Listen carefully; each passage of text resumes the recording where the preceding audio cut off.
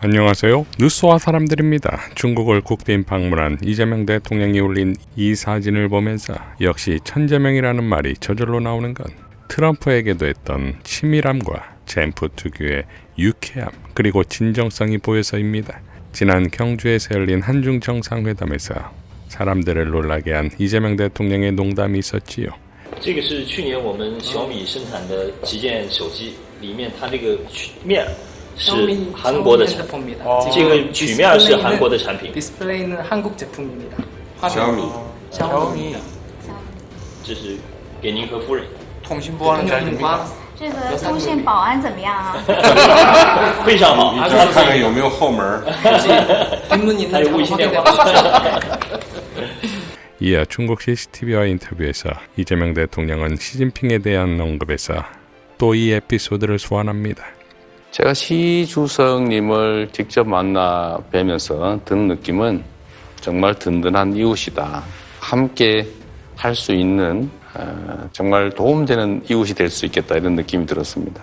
시 주석께서 의외로 농담도 잘하시고 제가 전화기 가지고 반 장난을 했는데도 아주 호쾌하게 또 받아주셔서 대한민국 국민들이 시진핑 주석의 인품에 대해서 사실 상당히 좋은 생각을 갖게 됐습니다. 저는 그게 한중 관계의 미래라고 생각합니다. 저는 이번 방중 그리고 시진핑 주석의 방한을 계기로 한국과 중국 간의 관계가 새로운 단계로 확실하게 도약하게 될 것이라고 확신합니다. 자, 그리고 5일 이재명 대통령은 시진핑에게 선물 받은 그 샤오미 폰을 꺼내 사진 촬영을 합니다. 그 사진 속에 시진핑은 웃고 있습니다. 이재명 대통령은 화질은 확실하지요. 경주에서 선물 받은 샤오미로 시진핑 주석님 내외분과 셀카 한 장. 덕분에 인생샷 건졌습니다. 가까이서 만날수록 풀리는 한중관계. 앞으로 더 자주 소통하고 더 많이 협력하겠습니다. 라고 밝혔습니다. 장동혁이 7명의 윤리위원을 선임해 당 중앙윤리위 구성에 나섰습니다. 한동훈의 당원 게시판 사건을 처리하겠다는 것인데 이에 한동훈은 조작감사로 저를 제거할 수 있으면 제거해보라고 말씀드립니다. 돌 하나는 치울 수 있을지 몰라도 민심은 산이고 민심이라는 산을 옮길 수는 없을 것입니다. 라고 밝혔습니다.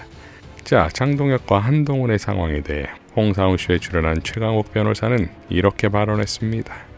요즘 대표돼 가지고 돌아다니고 이제 표정이나 이런 거 보면 아주 본인은 신났어 지금. 원래 처음에 또 한동훈계였었잖아요. 그러니까 그 말씀 드리려고 하는데 저 얘기가 이제 이거가 예측이 얼마나 맞을지 모르겠지만 많은 분들이 그러시더라고. 저게 한동훈 문제를 흐지부지 하다가 또 그냥 말 거다. 진해당의 분열이 심각해지니까. 근데 저는 아니다. 장동혁은 한동훈을 정리하려고 할 거다라고 생각하는 편이었거든요. 예. 그 왜 그러냐면 애초에 한동훈 똘마니로 장동혁이 그렇지. 일종의 사무총장이라는 중요한 당직을 맡고 크기 시작한 거예요. 뜨기 그렇죠. 시작한 거예요. 그러다가 본인이 당대표까지 돼버렸어 어쩌다가. 그러면 장동혁은 본인의 정치적 장래에 대한 굉장히 욕구가 이게 큰 사람인데 그냥 보면. 그리고 그런 욕심을 채우기 위해서 일종의 가치나 일관성 이런 게 필요 없는 사람이에요. 근데 저 사람한테 지금 있는 최소한의 명분이 있으려면 너는 왜 한동훈이를 배신했냐. 왜냐하면 한동훈이가 윤석열이를 배신하고 그 자리에 갔는데 그렇지. 그러니까 똘마니와 배신자의 관계가 그대로 겹치는 거야. 윤석열이 똘마니였던 게 윤석열이 덕분에 출세했다가 윤석열이를 배신하고 자기네 그게 이건 또 한동훈이 똘마니였다가 한동훈이를 배신하고 이렇게 되는 관계가 되니까 한동훈이를 보고 있으면 윤석열이를 아주 나쁜 사람으로 만들어야지 지한테 명분이 생긴다고 생각해서 계엄 내란 가지고 마치 지가 무슨 투사인 것처럼 지금 자꾸 코스프레를 하려고 그래요.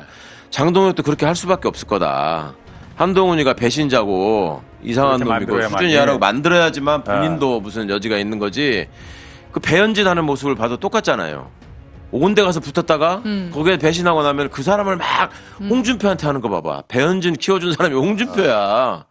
근데 저당의 일종의 그런 DNA가 있기 때문에 장동혁 입장에서는 어떻게든 한동훈을 뽑아내야지 세력을 그나마라도 가질 수 있고. 왜냐하면 저 아스팔트 구구가 국힘의 사실상 다수고 지금 주류인데 그 사람들한테 한동훈이 원수란 말이에요 지금 계속. 국힘의 베네수엘라 사태를 이용한 선전선동에 대해 김유하 목사는 이렇게 밝혔습니다. 한국의 매국 우익 집단은 정확히 지금 베네수엘라에서 일어난 일이 한국에서 먼저 일어나길 간절히 고대했다고 할 수 있다. 하지만 다행히 한국에서는 그런 일이 전혀 일어나지 않았다. 가장 큰 이유는 한국은 베네수엘라가 아니기 때문이다. 그리고 한국의 진보좌파 진영은 한국의 우익 집단과 비교하여 무능하거나 부패한 집단이 아니기 때문이다. 아무튼 내가 말하고 싶은 것은 외국 정치와 군대의 힘을 빌어서 자국에서의 정치적 이익을 극대화하려는 자들이 이른바 보수 혹은 우파의 가면을 쓰고 활동하는 한국 우익 집단의 정체성 붕괴 내지 혼동 현상에 대해 보수 우익 집단 내부에서 먼저 통렬한 반성과 따끔한 비판이 본물 터지듯 쏟아져 나와야 한다는 것이다. 이는 실로 부끄럽고 황당무계한 일이기 때문이다. 최경영 언론인은 독재를 했고 독재를 하려 했고 둘 다 부부가 쌍으로 권력자로 부정부패에 심취했고 경제를 폭망시켰지만 광적인 국내 지지자들도 있는 마두로 부부나 윤건희 부부나 개긴 독인. 차이는 마두로 부부는 반미하다, 비상식적, 불법적으로 미국에게 체포되어 뉴욕에서 구금되고 윤건희 부부는 한국 헌법재판소에서 파면되고 국내 법원에서 재판 중인 것. 그걸 또 한국은 다음 베네수엘라라고 신천지처럼 똘끼 넘쳐 선동하는 국힘 나경 같은 자들은 뭐다? 뭐긴 베네수엘라 마두로 부부 추종자 같은 자들이 있다. 끝. 최민희 위원장은 나경원 그 입 다무시라 윤석열 아니 김건희의 아부하느라 나라곡간 거덜나는 줄도 몰랐거나 방관한 그대들 국힘 때문에 베네수엘라 될 뻔한 걸 이재명 대통령이 국민과 함께 구출하는 중이다 라고 일갈했습니다.